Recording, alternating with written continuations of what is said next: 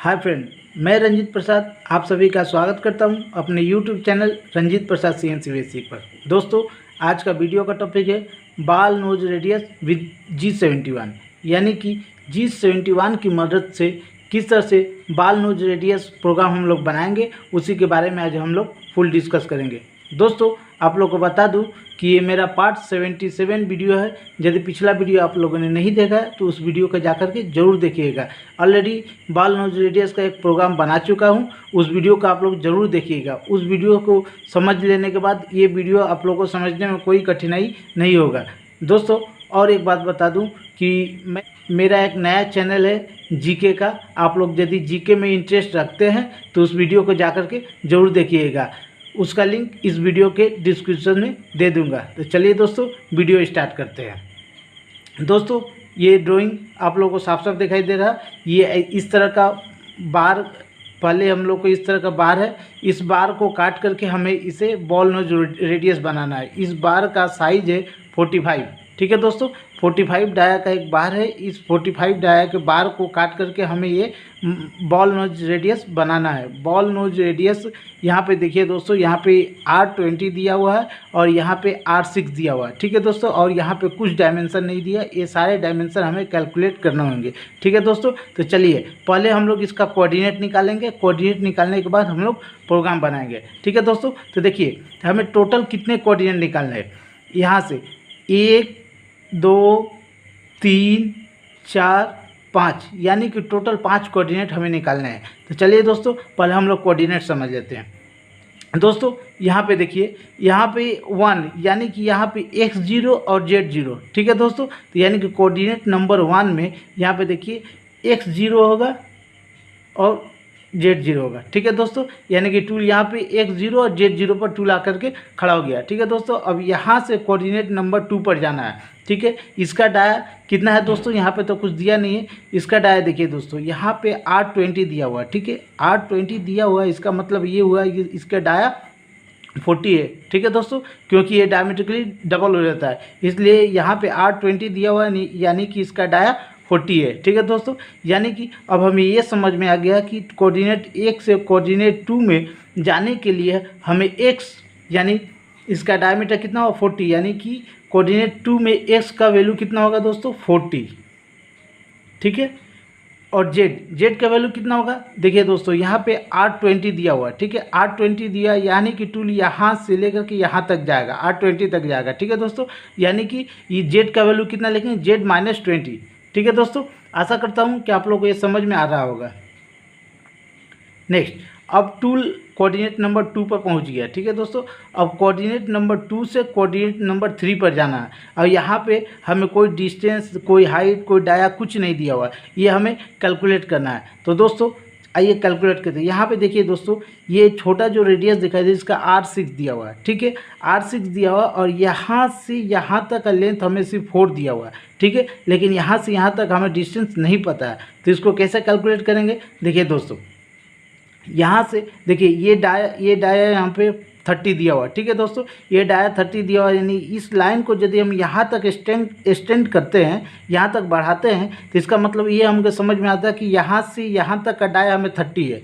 ठीक है दोस्तों, अब देखिए ये जब डाया, अब देखिए दोस्तों इसको मैं यहाँ पे ड्रॉ करके दिखलाता हूँ। ये डाया यहाँ से यहाँ तक, ये डाया हमें 30 दिया हुआ, क्योंकि यहाँ पे आप लोगों को दिखाई दे रहा है। ये लाइन जब यहाँ पे हम बढ़ाएंगे, ये लाइन इस तरह से आगे आएगा, यानी कि हमें ये पता है कि 30 है। ठीक है दोस्तों, यहाँ से यहाँ तक देखिए, ये जो लाइन को हम यहाँ तक बढ़ा दिए, यहाँ तक बढ़ा दिए, और ये लाइन को यहाँ तक, ये वाला लाइन को यहाँ तक यदि बढ़ा देते हैं तो इसका डाया हमें कितना मिल जाएगा, 30 मिल जाएगा। ठीक है दोस्तों, 30 मिल जाएगा, लेकिन हमें एक साइड का चाहिए, तो एक साइड का चाहिए, यानी कि ये 15 हो जाएगा। अब देखिए दोस्तों, अब इसको मैं यहाँ पर रफली ड्रॉ करता हूँ। देखिए इस तरह से अपना है।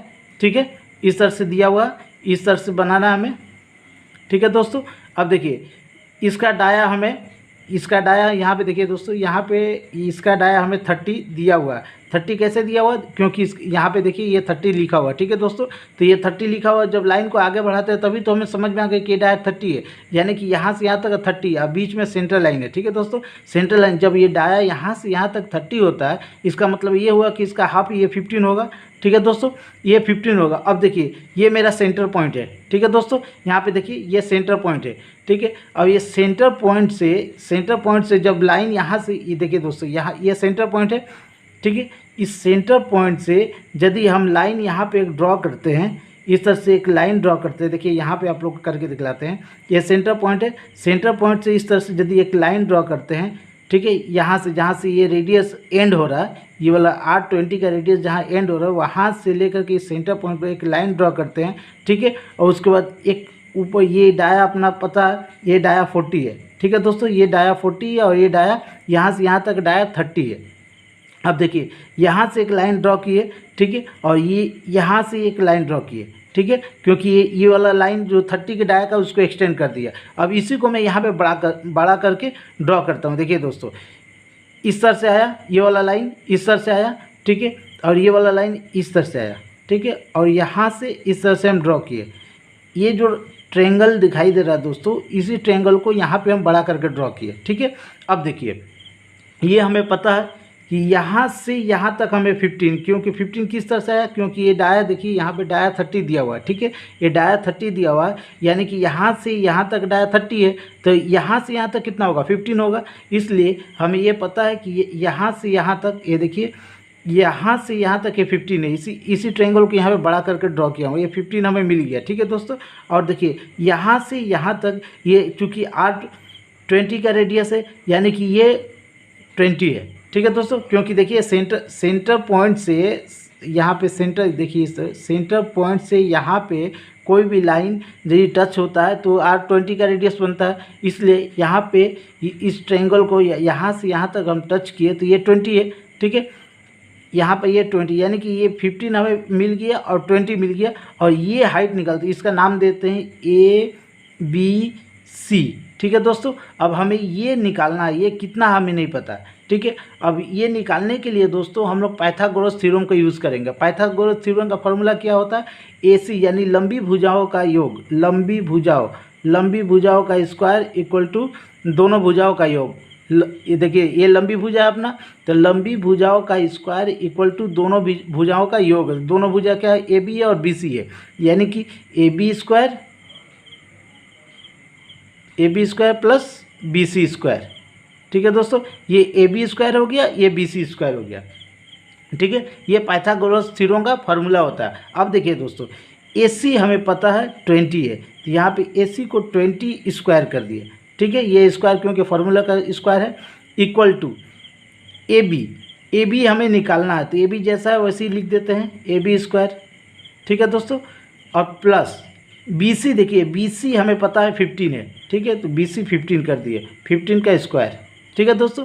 अब देखिए इसका स्क्वायर निकालेंगे तो कितना होगा, इसका स्क्वायर निकालेंगे तो 400 होगा, ठीक है दोस्तों, इसका स्क्वायर 400 होता है, इक्वल टू AB तो हमें नहीं पता, तो जैसा है वैसे लिख देंगे, ठीक है, और प्लस 15 का स्क्वायर कितना होता है दोस्तों, 15 का स्क्वायर होता है 225,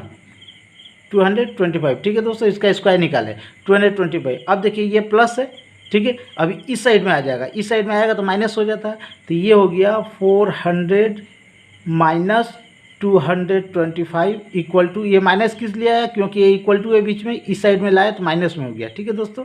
अब देखिए और ये AB जैसा है वैसे लिख दिए, AB का स्क्वायर, ठीक है दोस्तों। अब इसको हम माइनस करेंगे, जब इसको माइनस करेंगे तो कितना आएगा 175, ठीक है दोस्तों, 175 इक्वल टू AB स्क्वायर, ठीक है, AB स्क्वायर।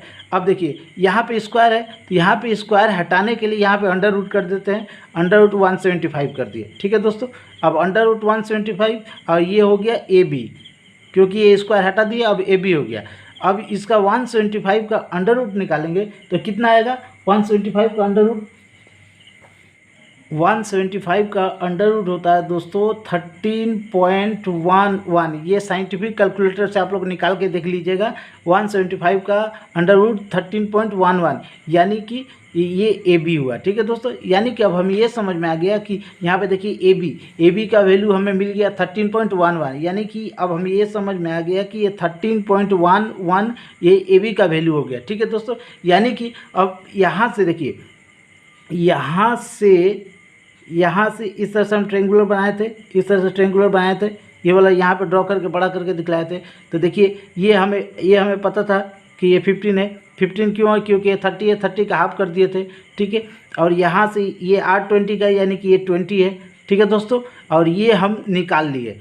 ये किस तरह से निकाले आप लोग को ऑलरेडी समझा चुका हूँ। इसका वैल्यू कितना आएगा 13.11, यहाँ पे आया कितना 13.11। ठीक है दोस्तों, आशा करता हूँ कि आप लोग को ये समझ में आ गया होगा कि 13.11 किस तरह से है। ठीक है दोस्तों, अब हमें ये समझ में आ गया कि यहाँ से यहाँ तक का डिस्टेंस 13.11 हो गया।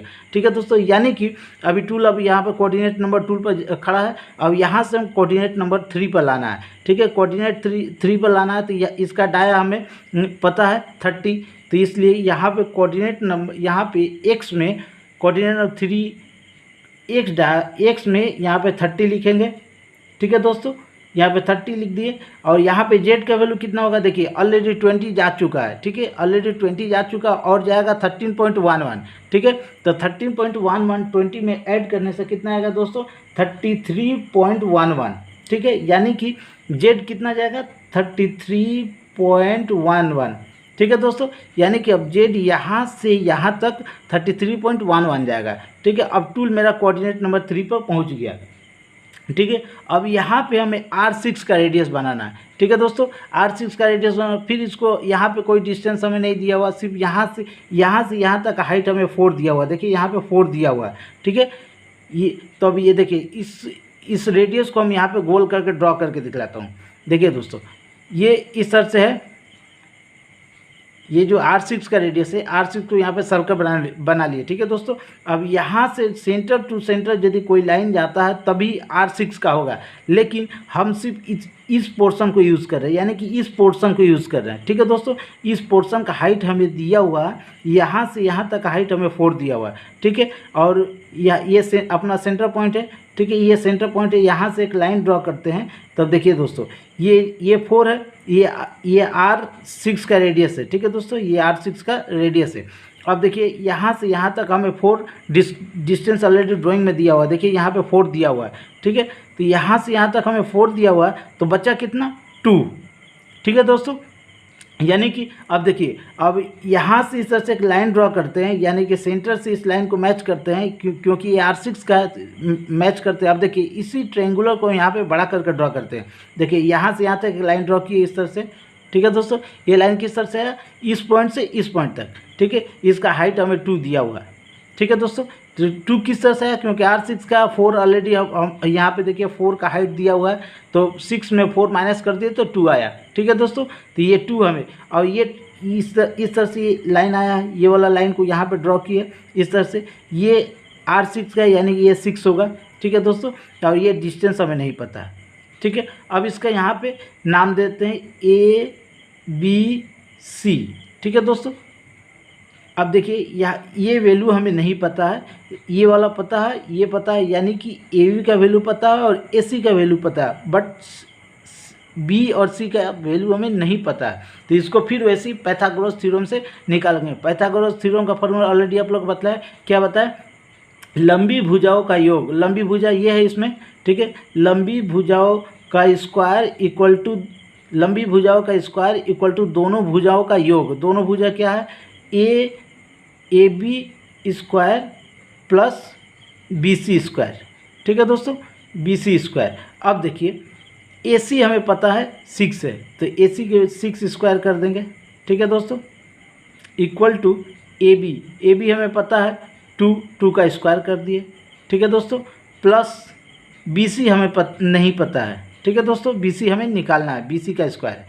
ठीक है, अब देखिए इसका स्क्वायर करेंगे तो कितना आएगा 36 आएगा, इसका स्क्वायर करेंगे तो 4 आएगा, और BC हमें नहीं पता, यहाँ पर प्लस का साइन है, BC हमें नहीं पता, BC हमें निकालना है। ठीक है दोस्तों, अब देखिए ये बीच में इक्वल टू है, इसको इधर कर देते हैं, तो इधर कर देंगे तो कितना आएगा 36 minus 4 equal to BC²। BC हमें नहीं पता है, जैसा है वैसे लिख दिए। ठीक है दोस्तों, अब इसको माइनस करेंगे तो कितना आएगा 32 आ जाएगा।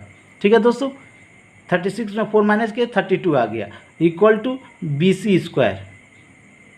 ठीक है, ये हमें नहीं पता है।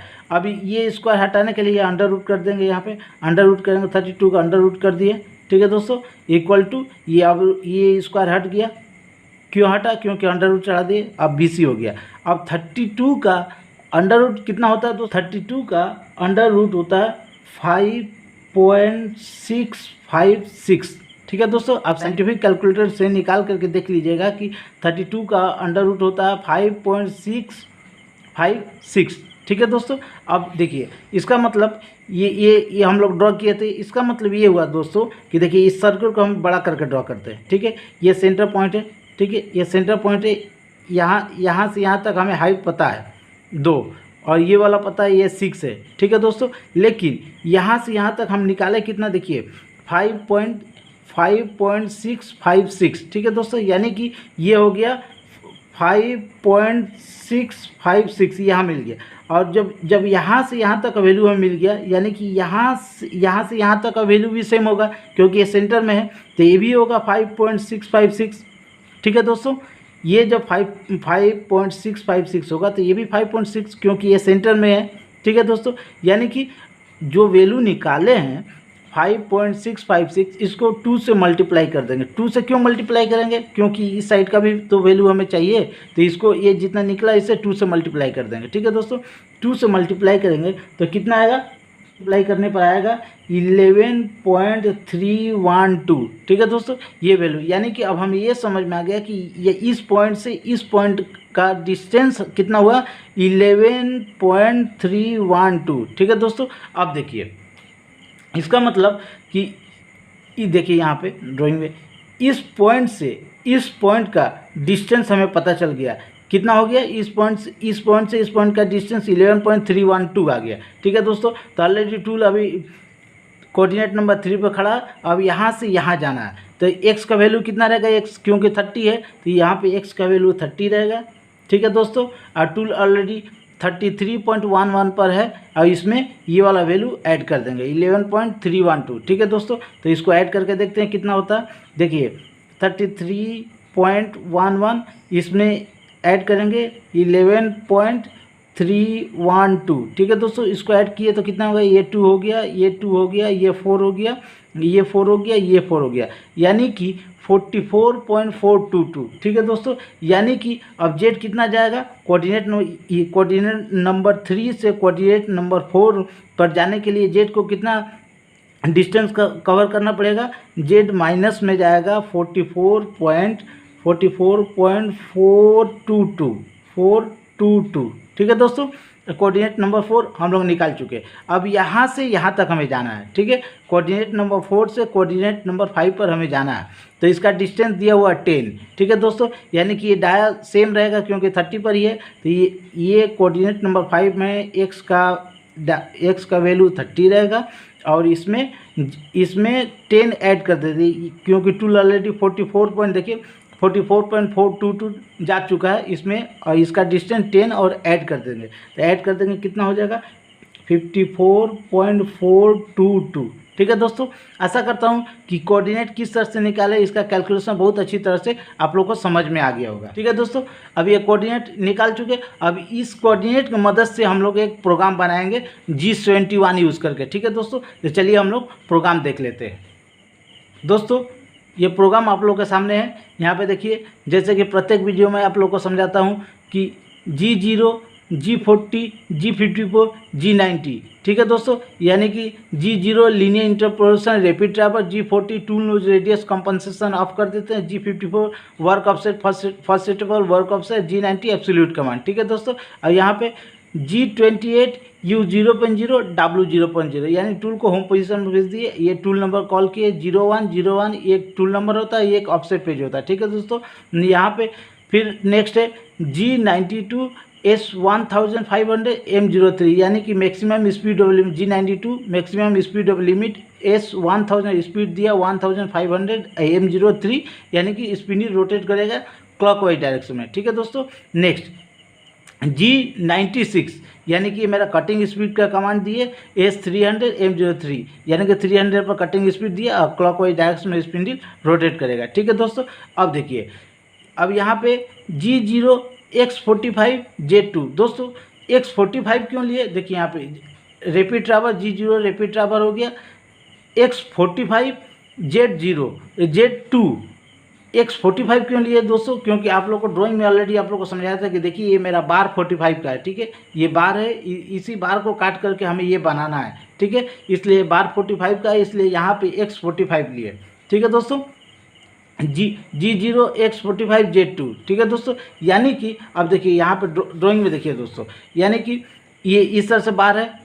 ठीक है, ये बार है, यहाँ पे 45 और ये डाया 45 है, यहाँ पे 0.2 यानी कि टूल यहाँ पे 2 mm बाहर में खड़ा है। ठीक है दोस्तों, यहाँ तक आप लोगों को समझ में आ गया होगा। अब नेक्स्ट, अब देखिए दोस्तों, यहाँ पे दिया G01X45.0 Z2.0। दोस्तों यहाँ पे आप लोग कंफ्यूज नहीं होइएगा, ये हो 2.0। ठीक है दोस्तों, और F4। ठीक है, F4 इसलिए दिया कि थोड़ा स्पीड में टूल आएगा। ठीक है दोस्तों, ये लाइन ऑप्शनल लाइन है, इस लाइन को आप लोग लिख भी सकते हैं, नहीं भी लिख सकते। ठीक है दोस्तों। अब यहाँ से देखिए, अब यहाँ से साइकिल का कमांड दिया, साइकिल प्रोग्राम का कमांड दिया G71U1.0 R0.5। दोस्तों यहाँ पे U मीन्स होता है X में कितना कट करेगा, यानी कि 1 mm का मेटल रिमूव करेगा, और R0.5 मीन्स होता है दोस्तों रिट्रैक्शन, यानी कि टूल काटने के बाद 0.5 ऊपर उठेगा। ठीक है दोस्तों, जैसे देखिए यहाँ पे ड्राइंग में, यहाँ पे टूल कट करेगा, 1 mm मेटल रिमूव करेगा, 1 mm मेटल रिमूव करके फिर 0.5 ऊपर उठ जाएगा, ऊपर उठ के फिर यहाँ पे आएगा, फिर 1 mm का कट लगेगा, यही रिट्रैक्शन कहते हैं। यहाँ पे रिट्रैक्शन का वैल्यू दिए हैं R0.5। ठीक है दोस्तों। नेक्स्ट G71P10, ये फर्स्ट नंबर का ब्लॉक नंबर फर्स्ट होता है, P10 Q20 यानी first number block, second number block U0.3 W0.2 F0.1। दोस्तों इस लाइन को हम लोग समझ लेते हैं। G71 मीन्स ये साइकिल प्रोग्राम का कमांड दिए, ये फर्स्ट ब्लॉक, ये सेकेंड ब्लॉक U0.3 मीन्स होता है दोस्तों कि यहाँ पे हम X में 0.3 का स्टॉक रखे हैं। ठीक है दोस्तों, और W0.2 यानी कि Z में 0.2 का स्टॉक रखे हैं, और फिर रेट दे दिए F0.15। ठीक है दोस्तों। अब नेक्स्ट, अब देखिए दोस्तों, ये कोऑर्डिनेट जो हम लोग निकाले थे, ये देखिए आप लोग को यहाँ पे कोऑर्डिनेट दिखाया था, ये जो कोऑर्डिनेट निकाले, अब यही कोऑर्डिनेट को हम लोग को यहाँ पे पुट कर देना है और कुछ नहीं करना, बस प्रोग्राम अपना रेडी हो गया। देखिए अब यहाँ पे आप लोग को ये ब्लॉक समझ में आ गया होगा। अब देखिए यहाँ से N10 ये ब्लॉक नंबर होता है, P10 जो होता है उसी का ब्लॉक नंबर N10 लिखते हैं। ठीक है दोस्तों, और यहाँ पे G01 कमांड दिए, और X0.0 यानी कि देखिए ये अपना ये X0 ये सेंटर में टूल आकर खड़ा हो जाएगा। ठीक है, X0.0 और F0.15। ठीक है दोस्तों। नेक्स्ट G01 G42, यहाँ पे टूल नोज रेडियस कंपनसेशन को ऑन कर दिया, और X0.0 Z0.0 यानी कि यहाँ पे पहले यहाँ पे देखिए ऊपर वाला लाइन ये वाला दिखाई देगा, Z2 पर था। ठीक है, अब यहाँ पे Z0.0 हो गया, यानी कि पहले टूल यहाँ पे खड़ा था, पहले 2 mm बाहर में खड़ा था, अब टूल यहाँ पे सेंटर में आकर के 0.0 हो गया। ठीक है, X भी 0 हो गया और Z भी 0 हो गया। अब यहाँ से हमें ये सर्कुलर में जाएगा, यानी कि एक काउंटर क्लॉकवाइज डायरेक्शन में जाएगा, और ये रेडियस बनाएगा। ठीक है दोस्तों, R20 का रेडियस बनाएगा। ठीक है दोस्तों, तो ये लाइन आप लोगों को समझ में आ गया कि X0.0 Z0.0 F0.15। ठीक है दोस्तों। अब नेक्स्ट, यानी कि अब टूल यहाँ पे 0 हो गया, टूल यहाँ पे 0 हो गया। अब कोऑर्डिनेट नंबर 1 से कोऑर्डिनेट नंबर 2 पर जाना है, तो इसको क्या कमांड दिए, देखिए यहाँ पे G03 का कमांड क्यों दिए दोस्तों, क्योंकि ये G02 क्लॉकवाइज होता है और G03 काउंटर क्लॉकवाइज, और X40 क्यों, देखिए अब यहाँ पे सिर्फ कोऑर्डिनेट हम लोग बैठाएंगे। ये कोऑर्डिनेट देखिए दोस्तों, ये कोऑर्डिनेट को ये सिर्फ हम लोग पुट करेंगे। यहाँ पे ये कोऑर्डिनेट दिखाई दे रहा, फर्स्ट कोऑर्डिनेट X0 Z0, यहाँ पे X0 Z0 कर दिए। ठीक है, X0Z0 कर दिए और नेक्स्ट G03 का कमांड क्योंकि काउंटर क्लॉकवाइज जा रहा और X40 कोऑर्डिनेट नंबर 2 में X40 है। देखिए यहाँ पे कोऑर्डिनेट नंबर 2 में X40 है, इसलिए यहाँ पे X40 किए और Z-20 क्यों देखिए यहाँ पे Z-20 कोऑर्डिनेट नंबर 2 में Z का वैल्यू -20 दिया हुआ। ठीक है दोस्तों, इसलिए यहाँ पे Z-20 और R20 क्यों दिए दोस्तों, R20 इसलिए दिए क्योंकि रेडियस अपना 20 का है। ठीक है दोस्तों, इसलिए यहाँ पे R20 और F0.15। ठीक है, यहाँ तक आप लोग को क्लियर हो गया। यानी कि अब टूल कोऑर्डिनेट नंबर 1 से कोऑर्डिनेट नंबर 2 पर जा चुका है। ठीक है दोस्तों, अब कोऑर्डिनेट नंबर 2 से कोऑर्डिनेट नंबर 3 पर जाना है। तो कोऑर्डिनेट नंबर 3 क्या है, X30 है और Z-33.11 है। तो वो उस लाइन को यहाँ पे लिखें, G03 X30 Z-33.11 R20 क्योंकि R20 का रेडियस है और F0.15। ठीक है दोस्तों, यानी कि अब कोऑर्डिनेट नंबर 2 से कोऑर्डिनेट नंबर 3 पर जा चुका है। ठीक है, अब कोऑर्डिनेट नंबर 3 से कोऑर्डिनेट नंबर 4 पर जाना है।